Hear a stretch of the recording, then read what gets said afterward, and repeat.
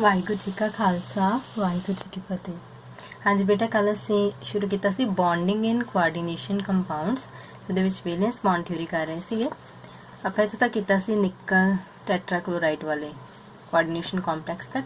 ਹੁਣ ਇਹਦੇ ਵਿੱਚ ਦੇਖੋ 4 Cl ਸੀਗੇ, ਕਲੋਰਾਈਡ ਆਇਨ ਲੱਗੇ ਸੀਗੇ, ਉਹਨਾਂ ਚਾਰਾਂ ਨੇ ਆਪਣੇ ਜਿਹੜੇ ਪੇਅਰ ਆਫ ਇਲੈਕਟ੍ਰॉन्स ਉਹ ਦੇ ਦਿੱਤੇ। ਠੀਕ ਹੈ, sp3 ਹਾਈਬ੍ਰਿਡ ऑर्बिटल। ਹੁਣ ਬੇਟਾ ਇਹ ਕੰਪਾਊਂਡ ਪੈਰਾਮੈਗਨੈਟਿਕ ਹੈ, ਅਨਪੇਅਰਡ ਇਲੈਕਟ੍ਰॉन्स ਹੈ। ਠੀਕ ਹੈ, ਹੁਣ ਨਿਕਲ ਟੈਟਰਾ ਕਾਰਬੋਨਾइल ਦੀ ਜਿਹੜੀ ਆਕਸੀਡੇਸ਼ਨ ਸਟੇਟ ਦੈਟ ਇਜ਼ 0। ਨਿਕਲ ਦੀ x plus 0 multiplied by 4 is equal to total ਕਿੰਨੀ ਹੈ 0, ਨਿਊਟਰਲ ਹੈ। x ਕਿੰਨੇ ਆ ਗਿਆ 0। ਹੁਣ ਇਹਦੇ ਵਿੱਚ ਨਿਕਲ ਚੋਂ ਕੋਈ ਇਲੈਕਟ੍ਰॉन ਜਿਹੜਾ ਬਾਹਰ ਨਹੀਂ ਨਿਕਲਣਾ। ਨਿਕਲ ਦੀ ਆਕਸੀਡੇਸ਼ਨ ਸਟੇਟ ਕਿੰਨੀ ਹੈ 0।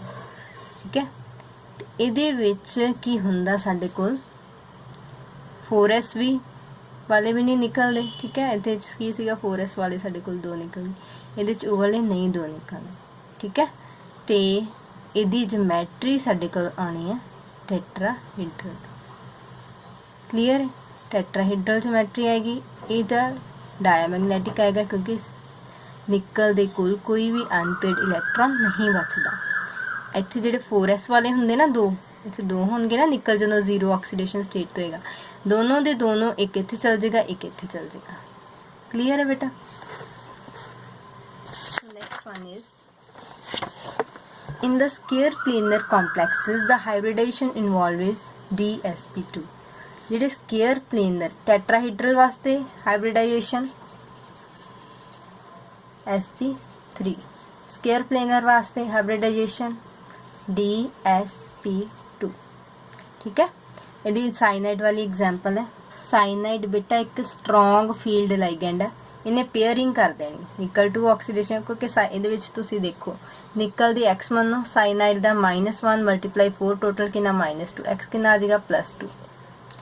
सो ये निकल दी +2 ऑक्सीडेशन स्टेट है। +2 ऑक्सीडेशन स्टेट होने करके s वाले दोनों इलैक्ट्रॉन्स मूव हो जाते हैं। यदि होगी पेयरिंग, साइनाइड ने यदि पेयरिंग करती dsp2। 4 हाइब्रिड ऑर्बिटल आने क्योंकि 4 साइनाइड लगे हैं, तो वो पेयर ऑफ इलैक्ट्रॉन्स इत्थे अपने डोनेट कर देंगे। ठीक है, each of the hybridised orbitals receive a pair of electrons from a cyanide ion.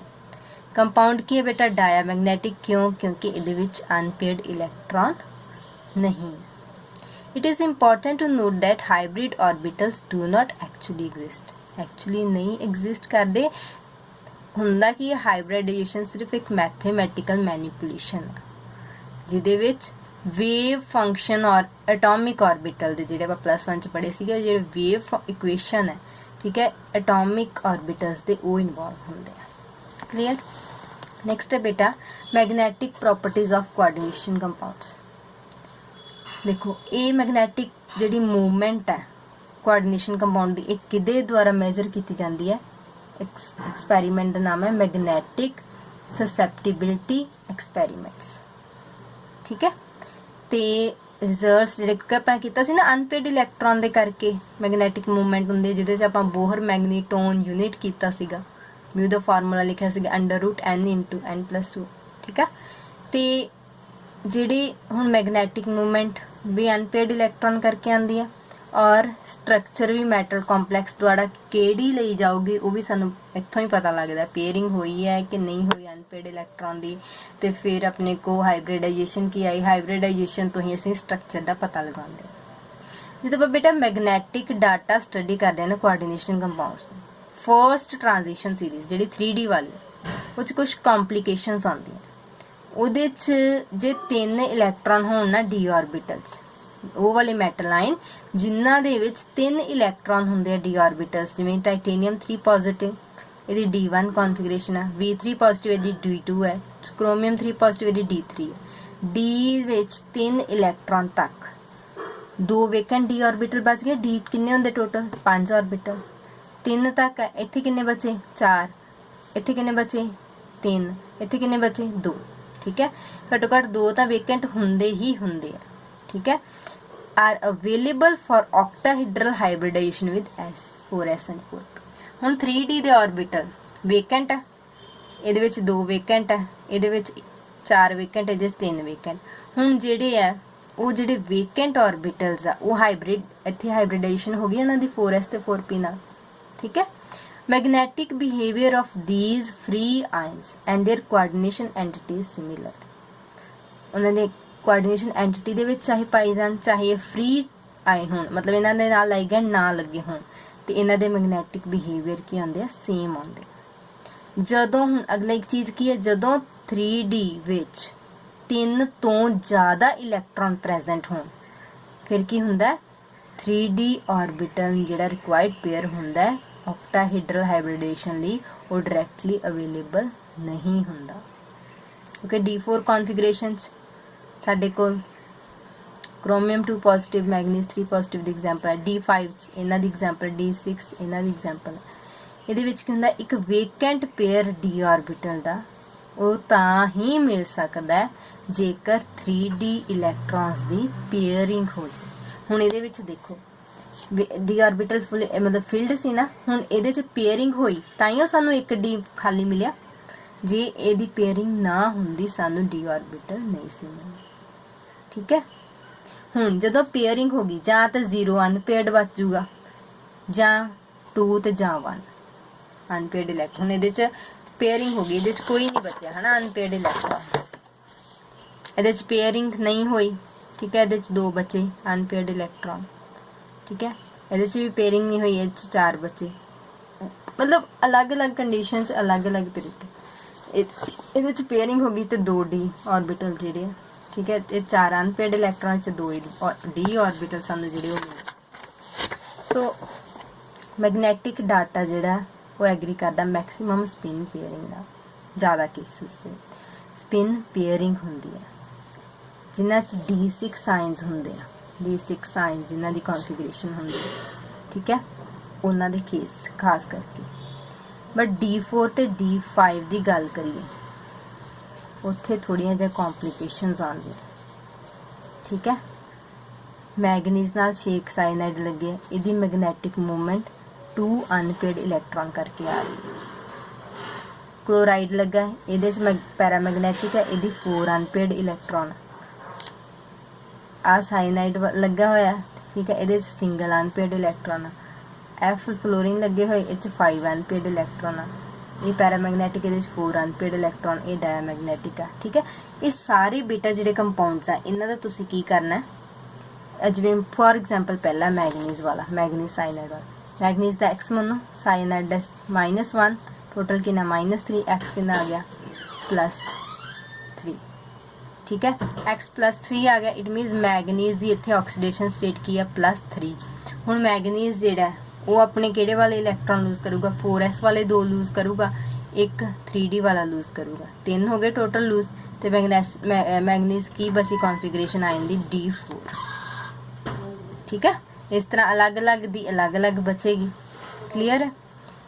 हुण अगला आयरन मैगनीज क्लोराइड वाले हेक्साक्लोराइड विच ਇਹਦੇ ਵਿੱਚ ਕੀ ਹੁੰਦਾ बेटा, ਇੱਥੇ ਤੇ ਸਾਇਨਾइड ने पेयरिंग करती ਇੱਥੇ, बट ਹੁਣ जे D4 बचिया सीगा, D4 ਚ ਆ केस आ गया 1 2 3 4, ठीक है।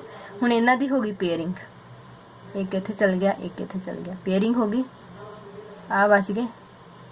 आ ਜਿਹੜੀ D3 ਆ, ਹੁਣ ਇਹ D3 अगले sp2 ਨਾਲ हाइब्रिडाइज होंगे, 1 2 3 आ D3 आ, S आ, अगला P किन्ने चाहिए 6 हैं टोटल, 1 2 3 4 5 6, आ D3 हो गए, ठीक है। आ 4s हो गया, आ 4p, D3sp2 हाइब्रिडाइजेशन आ, ठीक है। इस तरह सारे दी वक्खो वक्खरी है। मैं तुहानू एक्सरसाइज दवांगी सॉल्व करने दे लई। उहदे विच पहला तुसीं मेटल आयन दा ऑक्सीडेशन नंबर कढना है, दैन तुसीं देखना लाइगेंड किहड़ा, उहदे अकॉर्डिंगली फिर पेयरिंग किहदी होनी है, कईयां दी नहीं पेयरिंग हुंदी, थोड़ा जिहा ये कन्फ्यूजिंग थोड़ा जिहा पॉइंट, ठीक है, ये मैं तुहानू दस दांगी। ते बाकी फिलहाल तुसीं सिंपल जिन्ने दिते होए इन्हां दे ऑक्सीडेशन नंबर फाइंड करने, उन्हां दे आयन दी इलैक्ट्रॉनिक कॉन्फिगरेशन लिखनी, ठीक है। फ्लोरीन वाला केस दे विच भी पेयरिंग नहीं हुंदी, आपां कीता सी ना कि जिहड़े हुंदे आ साडे कोल हैलोजन्स वो पेयरिंग नहीं कर पाउंदे। This apparent anomaly is explained by valence bond theory in terms of formation of inner orbital and outer orbital coordination entities. कई इनर ऑर्बिटल हुण इत्थे डी अंदर वाले यूज होए इनर ऑर्बिटल कॉम्पलैक्स बन गए, ठीक है, कई आउटर ऑर्बिटल बनते हैं। नेक्स्ट है फॉर्मर टू कॉम्पलैक्सिस पैरामैग्नेटिका लेटर डायमैग्नेटिका, आ वाले आउटर ऑर्बिटल कॉम्पलैक्स है जिन्हों की sp3 हाइट d2 है, ये आउटर ऑर्बिटल होंगे जिन्हों से बाहर वाले डी यूज होए। ये पैरामैग्नेटिका इहदे 4 5 ते 4 इच 4h5h4 तीनों देखो हैलोजेंस है, हैलोजेंस ने पेयरिंग नहीं की इस करके अनपेयर्ड इलैक्ट्रॉन जिहड़े वो बच गए। साइनाइड पेयरिंग जिहड़ा कर दिंदा है, ऑक्सालेट जिहड़ा ये पेयरिंग कर दिंदा है, ठीक है।